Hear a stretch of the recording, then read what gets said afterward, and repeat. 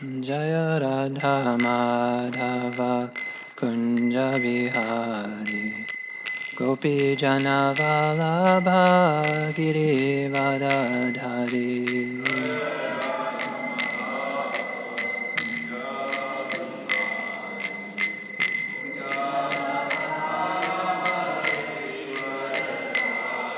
Jaya Radha Madhava Kunja Vihari Gopi Jana Vallabha Giri Vadadhari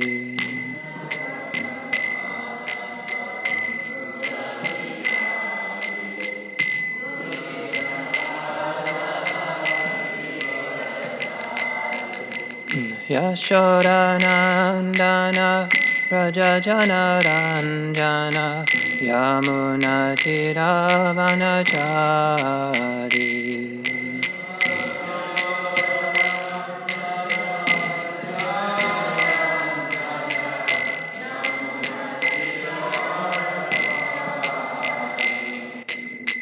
Yashodanandana Rajajana Ranjana Yamunatiravanachari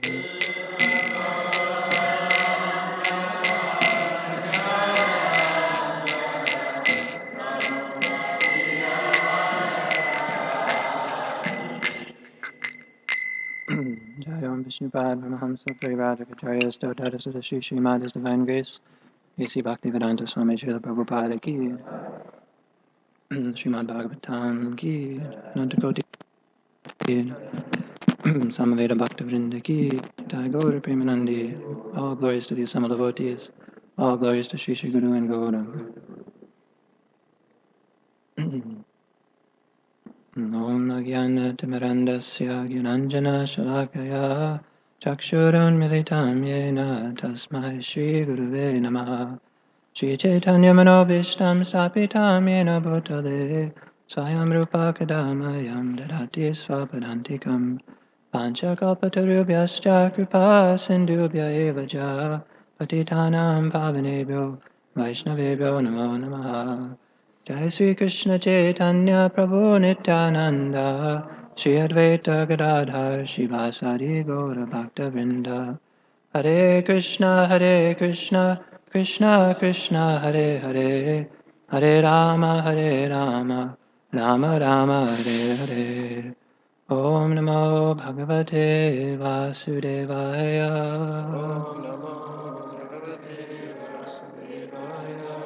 Om Namo Bhagavate Vasudevaya. Om Namo Bhagavate Vasudevaya.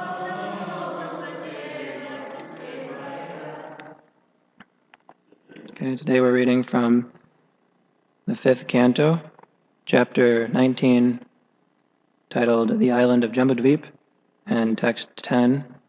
It's one of those really long prose verses, so I'll just go straight to the translation and the purport.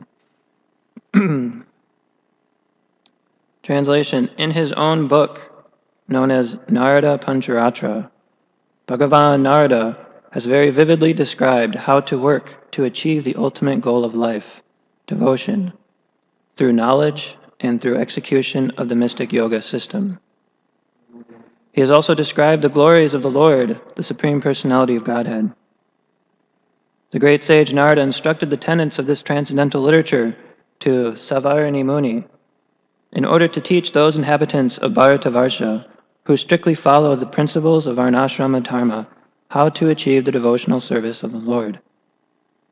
Thus, Narada Muni, along with the other inhabitants of Bharatavarsha, always engages in the service of Nara Narayana, and he chants as follows.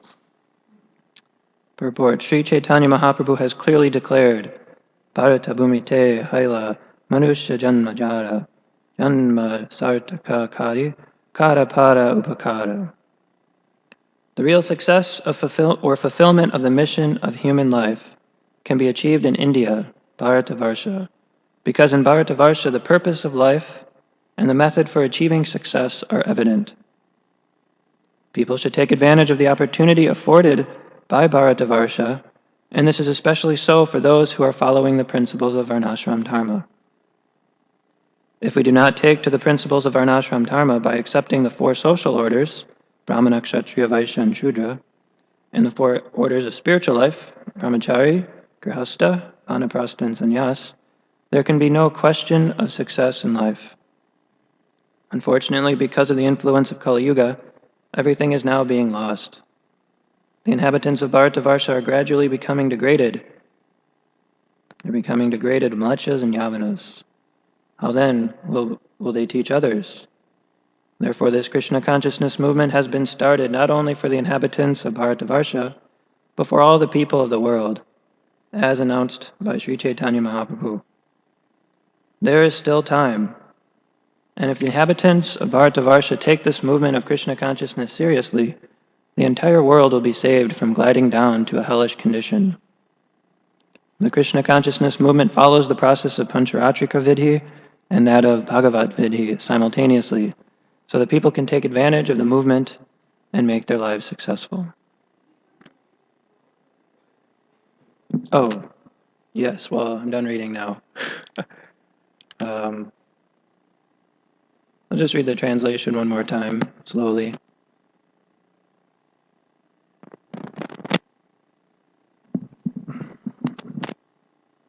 Book known as Narada Pancharatra, Bhagavan Narada has very vividly described how to work to achieve the ultimate goal of life, devotion, through knowledge and through the execution of the mystic yoga system.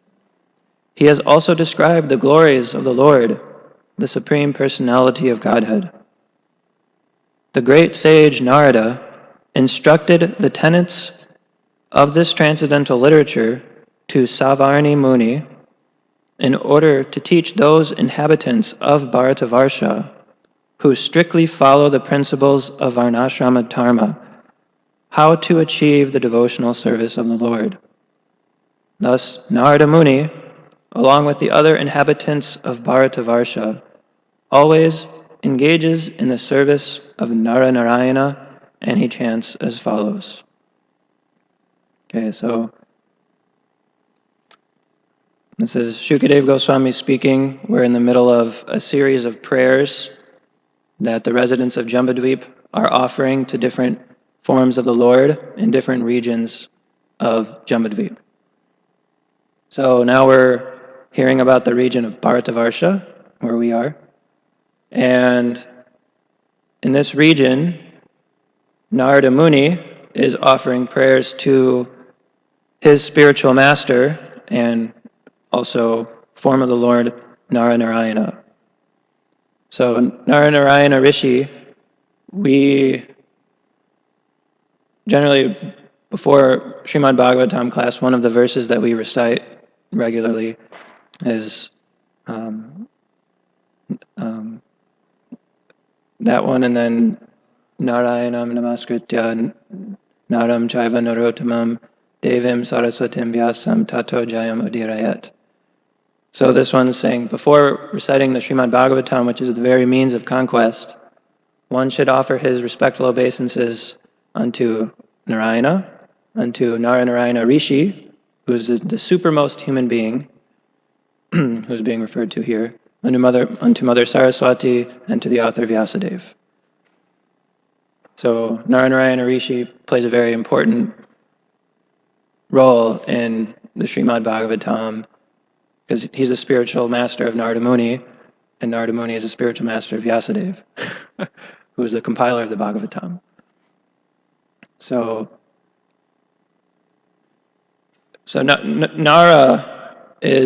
Nara means a portion of Narayan, and Narayana is a plenary expansion of Krishna. So Narayana comes in the form of like a great rishi who performs austerities, great austerities for the benefit of the whole of everybody. He resides in Badarik Ashram, and he is, continuing to perform austerities and to teach people about transcendental knowledge and teach people about religion, renunciation, spiritual power, sense control, and freedom from false ego.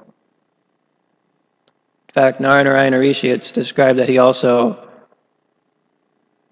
appears as Arjuna and Krishna, because Nara means like the portion of Narayana who comes as Arjuna, and then Narayana, which is a plenary expansion of Krishna, comes as Krishna. So Narayana is kind of like both Krishna and Arjuna. A little technical detail. So, and he specifically taught Narada Muni the principles of Naishkaryam, which is devotional service, which aims at removing all stopping all material activities. And he's performing all of these austerities at this place called Badarik Ashram, which Nityananda Prabhu was describing the other day. It's a place in the Himalayan mountains, which is north of India, and it's very, very cold there. It's covered in ice most of the year, and only a few months out of the year can people actually go there to do anything. And even then, it's at great personal inconvenience. So many great sages and personalities, they go there to perform austerities, because there's many little hermitages at this Badarik Ashram where one can go to perform meditation and engage in austerities. So we hear of many great personalities going to this place. Many kings like King Nabhi and King Muchukunda, after they're done with their material life, they go to this place and execute austerities. We hear Vyasadeva is there. And then, of course, Narayana Rishi. So, generally, when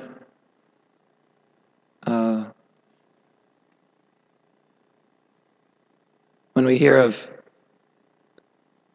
and sometimes in the Bhagavatam it's described that devotees go to the north. And then when we hear this "go to the north" term, phrase used in the Bhagavatam, that generally means they go to this place, Padrik Ashram, to perform austerities so that they can make advancement in spiritual life. And Narayana Rishi is there performing austerities to teach everybody how to do it, how to perform austerities in order for the purpose of self-realization. Okay. Now, one of the interesting things about this verse is that Narada Muni here is described as Bhagavan Narada. Now, we hear this word, we know Bhagavan means one who possesses 6 opulences: wealth, fame, knowledge, beauty, strength, and renunciation. Now, I don't know about you, but I remember having a question like, we hear about Krishna is being described as Bhagavan usually. That's what we normally hear. And then we hear that Krishna has this quality of renunciation. I remember I had to ask for clarification on this one. What does that mean, that Krishna is the most renounced? It seems like he's just enjoying all day. It doesn't seem like he does any kind of austerities or something. So I heard one time that he's so renounced that he's also renounced from renunciation. Meaning when he wants to enjoy, he enjoys. So, because he doesn't care so much about the reputation among mundane people about what he does. He's not looking to become a great renunciate or something. But in the form of Narayana Rishi, his opulence of renunciation is fully manifested. And Nityananda Prabhu the other day was talking about the whole story of how Narayana Rishi was meditating and Indra got jealous, or he got worried that, whoa, Narayana Rishi is doing this intense austerity, he might want my kingdom, which is not the case, but he thought so. So he sent Cupid to try to interrupt his meditation. And then Cupid, did his standard tricks of sending beautiful women and trying to interrupt his meditation, but Narayana Rishi wasn't at all fazed. In fact, he thought it was kind of funny. So he is described that he laughed.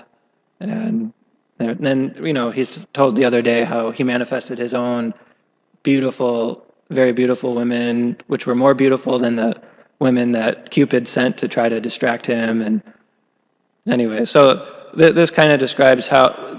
So he actually is truly, renounced. He is the most he fully exhibits the opulence of renunciation.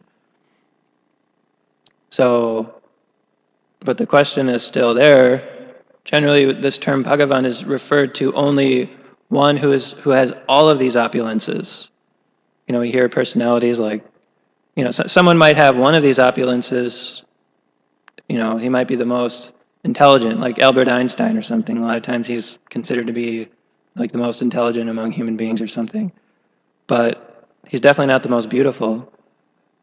Or, somebody might have one of the opulences, but they don't have the others. But Krishna is said to have all of the opulences in full. So therefore this term Bhagavan is really only used to describe Krishna. But here, there's this term Bhagavan Narada. Bhagavan's used to describe Narada. So why is that? How is that possible? And this is not the only time that Narada gets this title in the Bhagavatam. He gets this title at least 2 or 3 times. So it's it shows something about Narada's position. So it's described in Krishna book. Srila Prabhupada describes that the Lord, the Supreme Personality of Godhead, is always ready to give all of his opulences to his pure devotees who are helping to spread Krishna consciousness. So because Narada Muni is his pure devotee and he's spreading Krishna consciousness all over the universe, therefore Krishna, the Lord, gives him all of his opulences, and therefore he can be called Bhagavan. So sometimes we see like Krishna's devotees, they are as powerful as the Lord. And in rare cases we see that his devotees are even more powerful than the Lord. So, we hear, like one time Srila Prabhupada was asked, if Lord Chaitanya came to spread the Sankirtan movement, then why didn't he, and he's God, then why didn't he just spread it all over the world? Why did he only stay in India and even certain parts of India? Like what, if he's here to spread the holy name, why didn't he do it? Like fully? And then Prabhupada answered, well, because he wanted me to do that. So anyway, Prabhupada, he was saying that, so here's an example of how that Krishna's devotees can act, in one sense, be more powerful than the Lord himself in one way. Sometimes people say that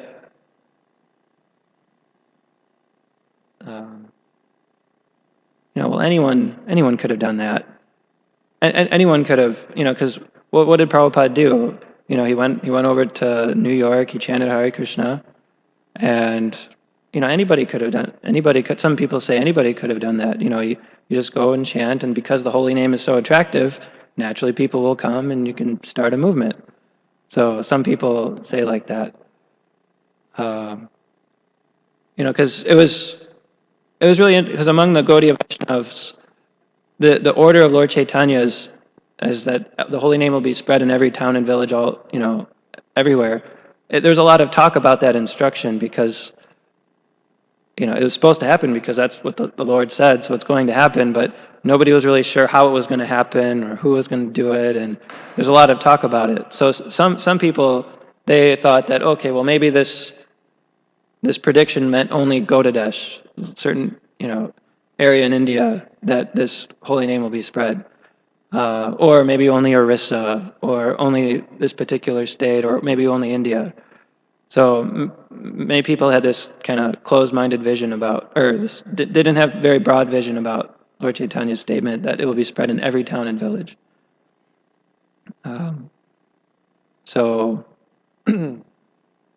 But sometimes the Lord, he likes to. He didn't do it himself because he likes to make his devotees famous. There's like this interesting competition between the devotees and Krishna. The devotees are always trying to glorify Krishna, talk about the glories of Krishna, let everybody know about Krishna so that Krishna is the most famous. But Krishna is also trying to do the same to his devotees. So he's also trying to glorify them, giving them opportunities to spread Krishna consciousness and become glorious and famous. The same thing was there in like the Christopher Columbus story, how Christopher Columbus, he's accredited with discovering America, and he sailed from, I don't even know, somewhere in Europe from Portugal across the Pacific Ocean to Central America or something. And he got a lot of critics, because he got all the credit for discovering America, but some people said, well, anyone could have done that. Anyone could have hopped on a boat and traveled west and they would have hit America. What's the big deal for discovering America? So there's like this story that when he came back, he confronted his critics who were saying like this, and he said, can any of you make an egg stand up straight? Can any of you do it? So some of his critics, he gave him an egg, and they all tried to stand it up straight, but because of its, oblong shape or whatever, they couldn't get it to stand up. It always kept falling down. So then after they all failed, Christopher Columbus, in the story, he takes the egg, he cuts off the bottom part of it, and then he stands it up. And then they said the same thing, well, I could have done that. Anybody could have done that. And then he said, well, why didn't you do it then? If you could do it, then why didn't you do it? So similarly, the critics of like Srila Prabhupada or whoever are spreading Krishna, this whole holy name all over the world. If it's that easy, then why didn't you do it? It's obviously something that pleases the previous acharyas and Lord Chaitanya, and so we have to recognize Prabhupada's empowerment in spreading Krishna consciousness all over the world. So anyway, also here in the purport, there's special talk about here Bharata. We're in the region of Bharatavarsha, and in this particular context here, Bharatavarsha refers to India, according to Prabhupada's purport. So now we're talking about India, and Prabhupada talks about the special significance of India. Like why is India so special? And then he gives the answer here is because there's still some remnants of the Varnashram culture. Here we hear that Varnashram is necessary in order to have a successful life, and that if you don't follow, then everything becomes degraded, or it's very difficult to make advancement. Of course, even in India now, the Varnashram system has been degraded, and we're gradually things are going to the people are becoming more and more like Malechas and Yavanas and everything. But Prabhupada says that, well, this is why we have the Krishna consciousness movement, because there's still time, there's still remnants of culture there, and that we can still establish Varnashram, and we can still propagate Krishna consciousness all over the world. And he primarily talks about how we can do this if we follow the process of Pancharatrika Vidhi and Bhagavat Vidhi simultaneously. So this is where the PowerPoint presentation will come in, because I'm going to...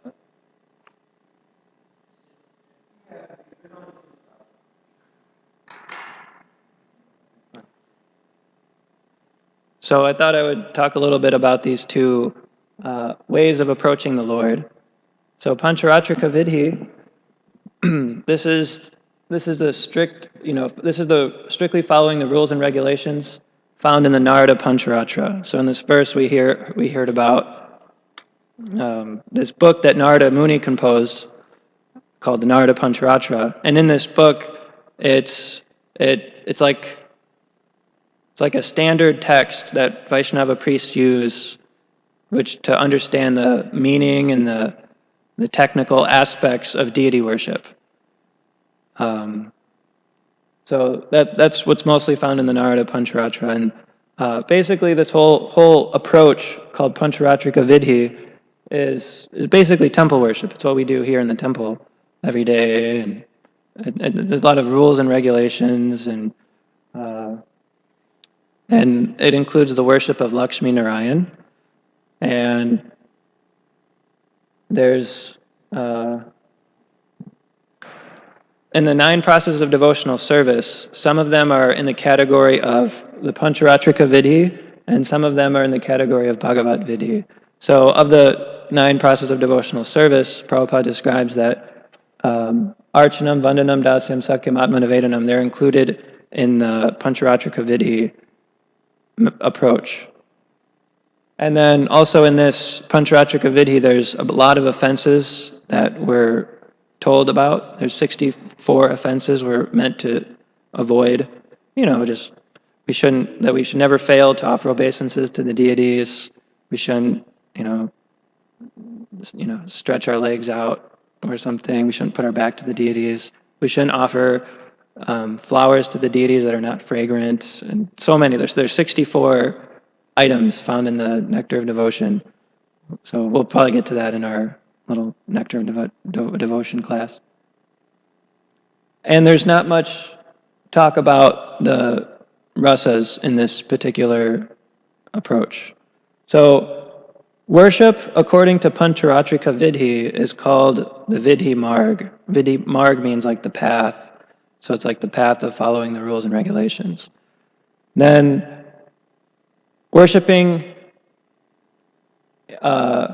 under the Bhagavat Vidhi means, it's also called Raga Marg. So Bhagavat Vidhi, it's devotional service and attachment by following in the footsteps of the Rajavasis. This is on the platform of spontaneous love. And, certain examples of devotees in this who are following this include like the gopis, the cowherd boys and girls, the Mother Yashoda and Nanda Maharaj, the cows, because they all have spontaneous love. And then here, there's actual worship of Radha and Krishna, which is actually the most confidential worship you can do. Although we have Radha Krishna deities, we're worshiping them as Lakshmi Narayan, because we're mostly following the Pancharatrika Vidhi here in the temple, but those on the Bhagavad Vidhi, they actually worship Radha and Krishna. So of the 9 processes of devotional service that this approach includes Shravanam, Kirtanam, and Vishnu Smaranam. Prabhupada also includes that those who are doing preaching work or book distribution, they're also it's under the category of Bhagavat Vidhi. And then in this particular approach, there's no question of offenses because you're on the spontaneous love. You're not thinking about doing things or not doing things. It's just spontaneous, so there's no question of committing offenses. And then this particular approach includes all 5 rasas. And this particular approach is especially meant for Vatsalya rasa and Madhurya rasa. And there's also a rasa involved, like a friendship rasa that this is especially meant for, called Vipralamba Sakya. So there's 2 kinds of friendship that one can have with Krishna. One is called Vipralamba Sakya, and the other is Aishvarya Sakya. So in the Vipralamba category, it's just where there's like this very friendly relationship, and there's no like fear that, oh wow, Krishna is God, and they don't beg for forgiveness at all. Sometimes they climb on Krishna's shoulders and they just act with them just like a friend, like they would any other person. So the cowherd boys are examples that are in the Vipralamba category. And then the Aishvarya Sakya, that's kind of like a lower platform of fraternal relationship with Krishna. And devotees in this category include like Arjuna. Because when Arjuna, although he's a friend with Krishna, when he saw Krishna's universal form, he became very afraid. And he actually ended up begging for forgiveness to Krishna, like, oh, I'm sorry, that I treated you like a friend, and you're God. So this isn't there in the Vipralamba friendship, but it's there in the Aishvarya friendship. So this Bhagavad Vidhi is particularly meant for that Vipralamba friendship. Okay, so it's my last slide here. That there's 2 ways of understanding these 2 approaches. One way of understanding Pancharatrika Vidhi and Bhagavad Vidhi, one is that it's a progression. We start with following the Pancharatrika Vidhi, and then by following the Pancharatrika Vidhi, we can move on to the Bhagavad Vidhi. So it's like you start here, and then you get to here kind of way of understanding these 2 approaches. And this verse talks about how even before Pancharatrika Vidhi, one should have come to the platform of following at least Varnashram. So following Varnashram is generally considered the first stage, because here Narada instructed this to Sarvani Muni so that he could instruct those who are already following Varnashram. So Narada Muni was instructing this Narada Pancharatra, the Pancharatrika system, to those who are already following Varnashram. So first, follow Varnashram, then you can perform the Pancharatrika Vidhi practices, worship Lakshmi Narayan according to rules and regulations, and then you can practice Bhagavat Vidhi. So in this way of understanding it, Bhagavat Vidhi is, or the Ragamarg, is something that it's not artificial, but it comes naturally through practicing the Pancharatrika system. When one becomes accustomed to practicing worshiping according to the Pancharatrika Vidhi, then naturally this raga marg, it just comes naturally. So then there's a distinction when we understand it this way, that the Pancharatrika Vidhi is mostly for neophytes, and that the Bhagavat Vidhi are for those on the stage with more developed love.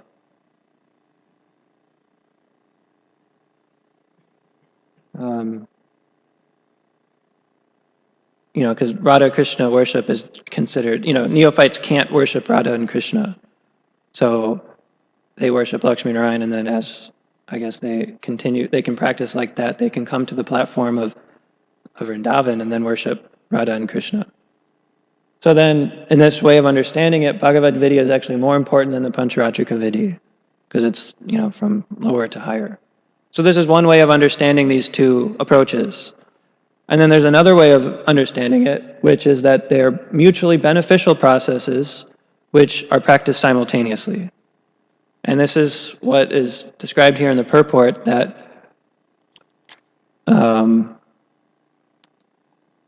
that the Krishna consciousness movement follows the process of Pancharatrika Vidhi and that of Bhagavat Vidhi simultaneously, so that people can take advantage of the movement and make their lives successful.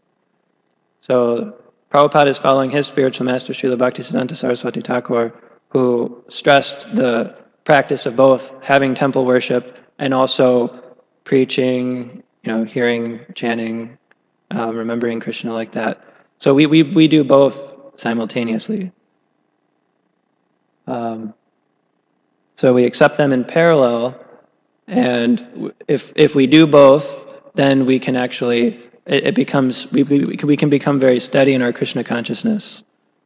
And in this way of understanding this approach, those who try to practice Bhagavat Vidhi without Pancharatrika Vidhi, they're called sahajiyas.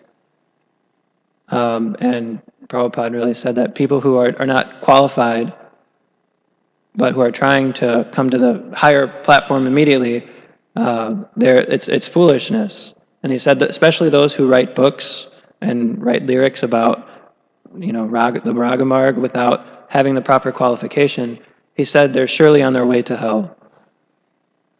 And they're not going to make advancement in Krishna consciousness.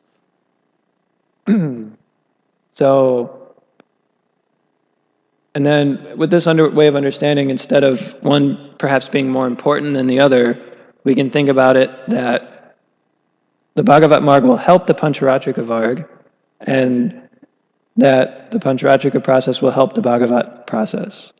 So both together is helpful. And that's how we practice Krishna consciousness here in the temple, and we try to practice both. So that's all I have prepared today. Is there any comments? Yes, Manchu. Hare Krishna, thank you very much for your very informative class. I have a question. It can become like a little mini discussion if you like. It's up to you. How do we get new people to have a taste for hearing about Krishna? Because the thing I've seen is we can get them to do a lot of service, but like you were saying, we have to follow both simultaneously. So then we should also help them get a taste for hearing. So how do we get that? How do we get new people to get a taste for hearing? Well, hearing in this analysis, it's part of the Bhagavat Vidhi. Shravanam is part of the Bhagavat Vidhi process. And we stress practicing both Pancharatrika Vidhi and Bhagavat Vidhi simultaneously. So certainly, yeah, in order to get a taste for hearing, you have to hear. And, but in order to have the taste for, that's one way, it's just by hearing. And then by gradual hearing and hearing and hearing, particularly from elevated Vaishnavas, then one can develop a taste. It just happens. Many of us have that experience, that just by constantly hearing from advanced devotees, we get a taste for it. But it's described that Bhagavat Marg, the Pancharatrika Varg will also help the Bhagavat Marg, that they kind of assist each other. So while they're also hearing, they could also engage in, the following the rules and regulations. So gradually we can introduce them to the idea of, okay, there's, 4 regulative principles, and if you follow them, they'll also help develop a taste for hearing. Obviously we don't tell them right in the beginning, okay, here are all the rules and regulations you have to follow in order to get a taste. No, but generally we said go on hearing for some time, and then when they hear, naturally they'll probably inquire, like, is there anything that I should be doing that I can get more out of this? Which is what the way Prabhupada did it. He just kept speaking and speaking and feeding them prasadam, and just hearing and then prasadam. That's all he did. And then the disciples at one point kind of thought, gee, I wonder if we should be doing anything. All we're doing is hearing, we're taking prasadam nicely. So what more can we do? So then they inquired, like, okay, is there anything that we should be following? And then therefore Prabhupada was allowed to say, okay, in order to get more out of this, here's what you can follow. He didn't tell them everything, of course, but just enough to kind of keep them going. That's one way of trying to get a taste for hearing in the light of this analysis. Of course, you can really only get taste for hearing if you hear from someone who has taste. So that's where like sadhu sangha comes in, and associating with devotees. Just naturally by associating with someone who has taste, then you'll get that taste. Just like if you associate with someone who likes to drink a lot, then naturally you might start developing a taste for drinking, just through that association. So that's the other way, I would say. Hare Krishna.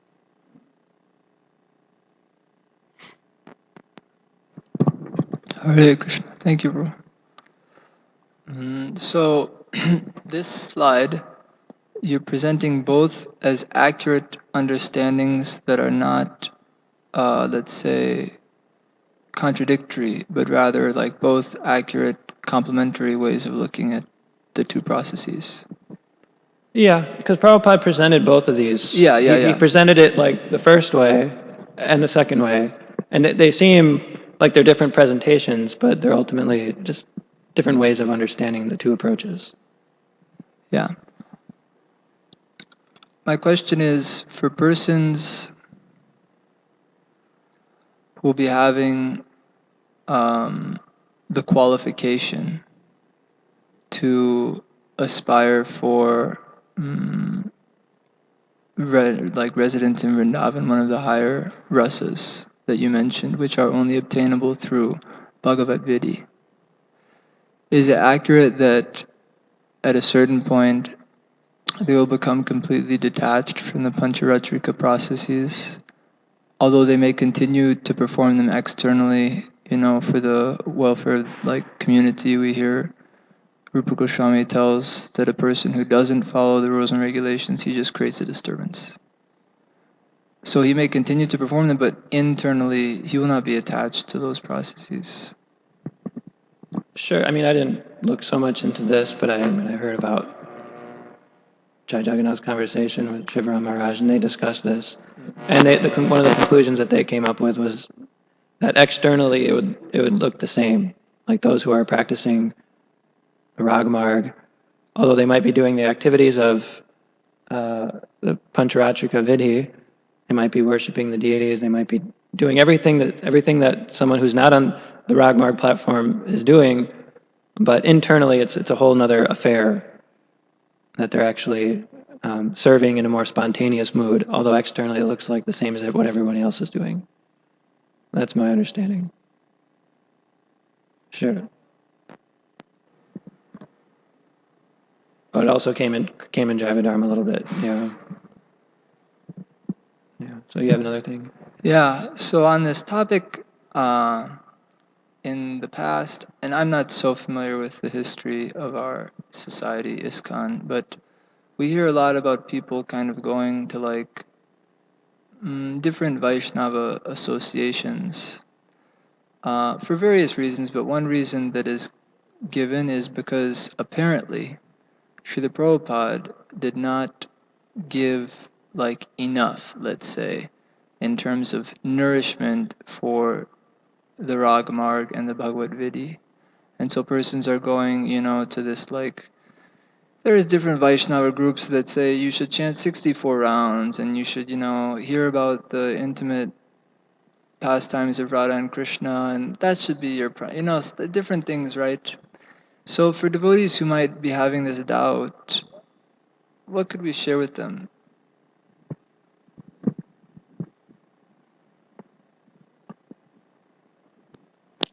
Well, we were trained. We're followers of Srila Prabhupada, and Prabhupada, he taught us that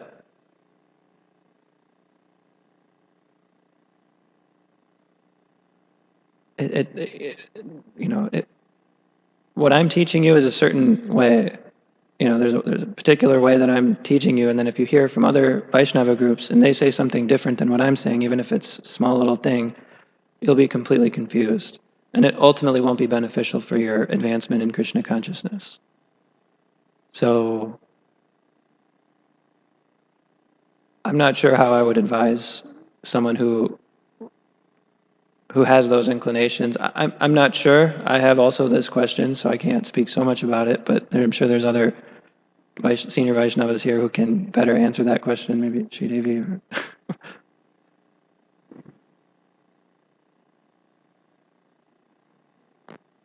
Appreciate all the work you do to take care of the guests.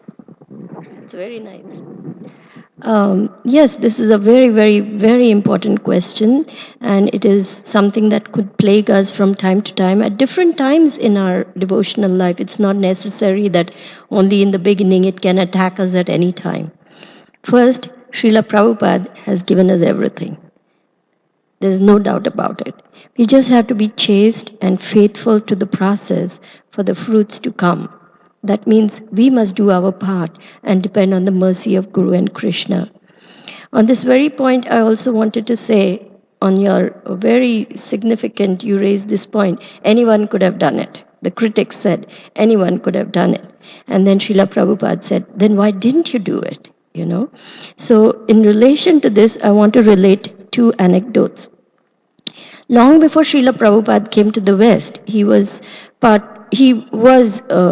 attending the Gaudiya Math discussions. He was a lot of sannyasi godbrothers, and they used to have classes.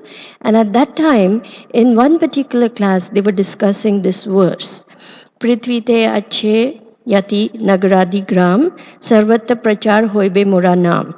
And the speaker, he said, this must be something that's, just put in there. It's not really possible that all over the world the holy name will be chanted, because even within our Gaudiya Math, within India, within the places, we are having so many challenges. What to speak of foreign lands where there are only lechas and yavanas? And at that time, Srila Prabhupada immediately left the assembly and went outside and started chanting. So after the class was over, the speaker came up and said, that time Srila Prabhupada was Abhay Babu. And he said, Abhay Babu, I noticed that at that point you left the class. And Prabhupada said, yes, we should never doubt the words of the Guru or the Lord. He had unflinching faith. And then again, when he actually met his spiritual master for the very first time, and he said, who will listen to your message of Lord Chaitanya? First, India must gain independence. And then Bhaktisiddhanta Maharaj was incisive and very, very clear. He just cut to the chase and said, Krishna consciousness is so important that nothing and no geographical arrangements or sociological happenings or historical events can stop it. And Srila Prabhupada took that message very deep into his heart. That was the second time he was completely convinced. And he told his friend, that Narendranath Malik or something, I forget the name, he said, the message of Lord Chaitanya is in the hands of a very saintly person. And he actually, was deeply impressed by those words. Then the third time was when Srila Prabhupada was very successful and had taken all his students and gone to Vrindavan. And Krishnadas Babaji Maharaj, who was a god brother of Srila Prabhupada, he was there and he was talking to one of the senior god brothers of Srila Prabhupada, and he said, "You went to the West, and Prabhupada, he used to call him Swamiji, went to the West. You were unsuccessful, but Srila Prabhupada was successful. Why?"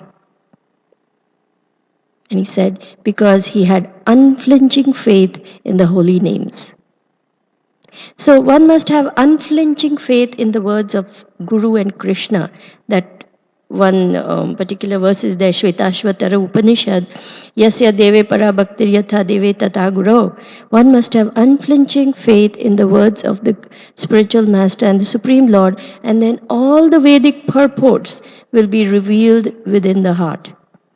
So we must be completely sure that this process will take us there, will take us back to Godhead by following this process. And of course, we have doubts. Of course, we will have questions. And that is also important because we don't blindly follow. An inquiring, intelligent mind will have questions, will have doubts, but immediately clear those doubts. Clarify those doubts from Sadhu, Shastra, Guru, and get your doubts cleared because that will increase your faith and strengthen that process. I hope that's helpful, and sorry if I've taken too much Oh, that's time. great. Thank you. Hare Thank Krishna. you so much. Yeah, it's important that. Yeah, Prabhupada, everything is there. Prabhupada gave us everything that we can perfect our lives. So that much we should have faith in. If we just follow what Prabhupada gave us, that's enough. So.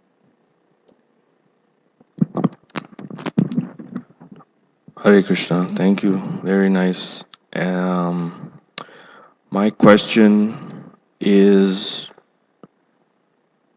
that although we may do certain things out of niyam or sort of a innate nature, like after I bathe, I immediately want to offer incense or a ghee lamp to my small altar. Very briefly thinking maybe because I've seen ancestors do that temple very close by, and of course in the home and the temple. So although that may personally feel like when you're defining Bhagavad Vidhi, is it still better and more practical and better in Vaishnava etiquette to consider that I'm still neophyte, and have I kind of posed the question correctly, or has a Are question you asking been? if we should just think that we're neophytes? Is that? No. I'm saying for myself that although I feel these actions are very innate and like a niyam, it may feel like Bhagavad Vidhi, but is it correct to understand that it's still part of Pancharatrika Vidhi? That's the question. Okay, so you might be doing certain activities which look like Pancharatrika Vidhi, like offering a ghee lamp, offering a lamp and incense. That's kind of in the category of archanam, deity worship. But you're doing it kind of, you're saying, because it's like your innate nature, and you're just doing it because you feel you desire to do it. The way it's described here is that if you're following the Bhagavad Gita, you're doing it out of spontaneous love. I'm not sure about your particular case. I don't know so much about your devotion and practices and things. So I can't say for sure about your particular case.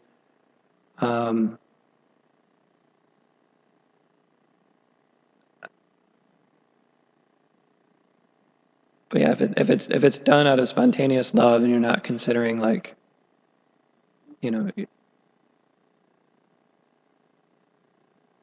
then obviously it's in the category of Bhagavad Vidhi, even though it externally might look like you're following the Pancharatrika Vidhi. But it's hard to, I can't say for your particular case. I'm not sure. I don't know. Yes, Luke.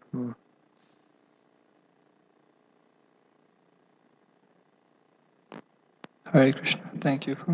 Just, if I may add one thing that occurred to me while you were sharing that. We can say as a universal principle, one characteristic of real devotion is that it is coupled with utter humility.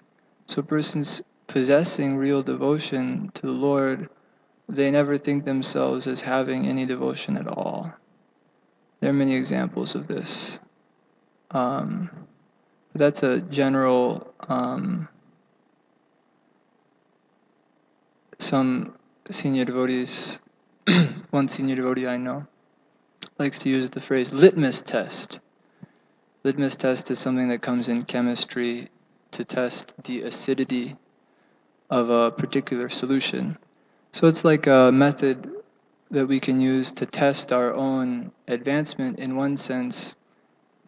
If we're thinking, it's kind of a paradox of devotional life. As soon as you're thinking you're advanced, that is a symptom of false ego, ahankar. No one who's actually advancing is thinking he's advanced. Rather, as we actually advance, we realize the reality of our situation, which is that we're quite fallen and we have many material desires, and we don't know how to associate properly with devotees. And these are just, progressive realizations that come. We realize more kind of how much we're entangled in the Lord's material energy. So, thank you for allowing me to share that. Okay, Hare Krishna. Yes, Jai Nishna Prabhu.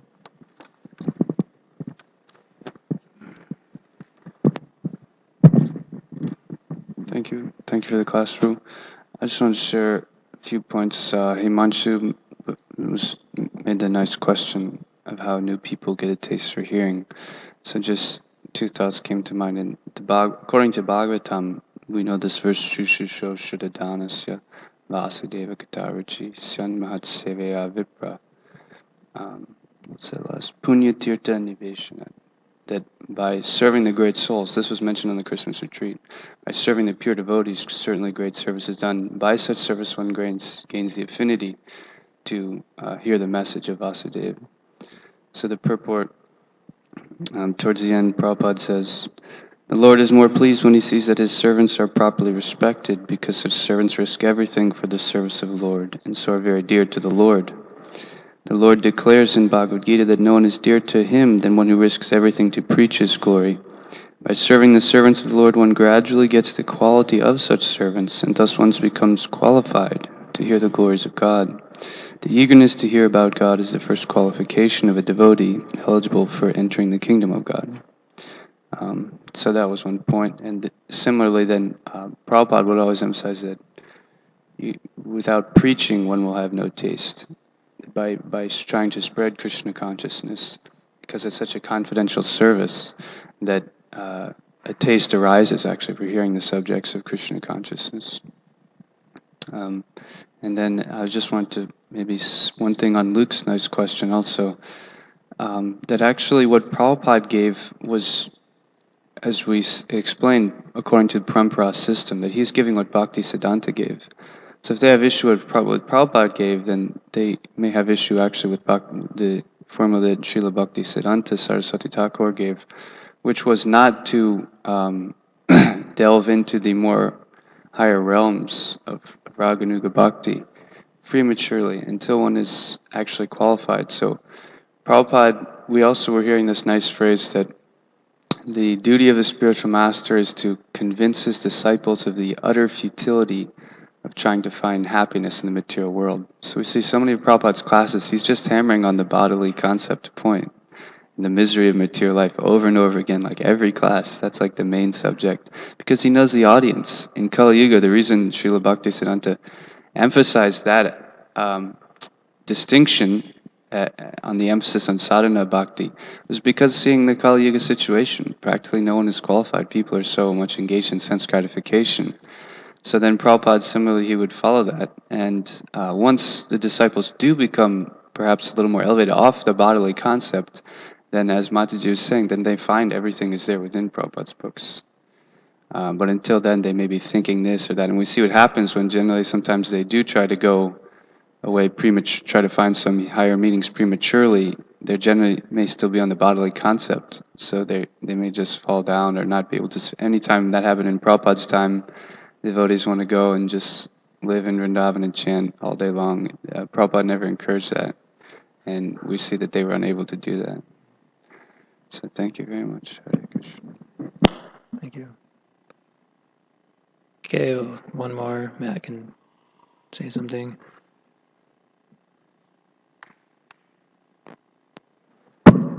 Hare Krishna. Hare Thank you for your class. I was just wondering about this term sahaja and how to actually determine whether one is actually on the liberated platform or whether one is basically falsely enacting he's an advanced devotee. Because there's a question of, like past lives and somebody gaining Sakriti from past lives. So I was just wondering, like, how, because the devotee sees that, people are all serving the Lord at an advanced state. So how do we determine whether somebody is improperly acting as though he's on a higher platform? Well, I heard that one of the qualifications for practicing the Rag Marg, or at least just, following the more, getting into the more, I don't know, I guess esoteric parts of our practice. One, at least, there's a whole progression from, Dao Shraddha, Bhajana Kriya, or, Sadhu Sangha, Bhajana Kriya, Anartha Vritti, Nishta. So, without having gone through these, there's, I hear you, like, in order to get to this kind of level of practice, one needs to be at least firmly fixed in Nishta. They have to be really steady in their practices. There's, they're following everything. They're following the Pancharatrika very. They know how to follow. They follow that very rigidly and strictly, and they're very steady in their practices. So if we're not steady, if we're all, one day we're up, one day we're down, we're having doubts and all these other things, all these anarthas, which are inhibiting our advancement severely, then okay, we can understand that, okay, we're not there yet.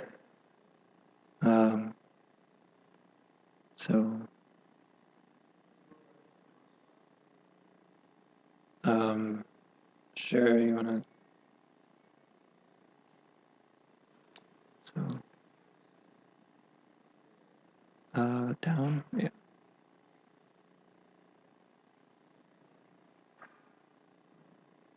So,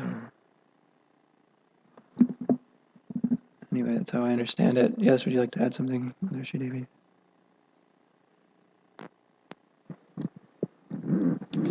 I wanted to thank you for your class and for your dedication to this process. I can see how much interest you're taking in reading and understanding and absorbing the philosophy.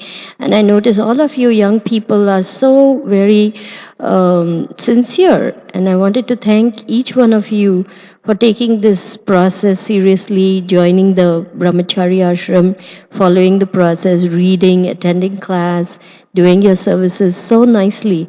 I think this is the one temple, and I've been to quite a few temples where I see a strong Brahmachari ashram, and I'm very grateful to all of you for that. Thank you. Hare Krishna. Okay. I think that's a good ending point. So we'll stop there. Srila Prabhupada ki.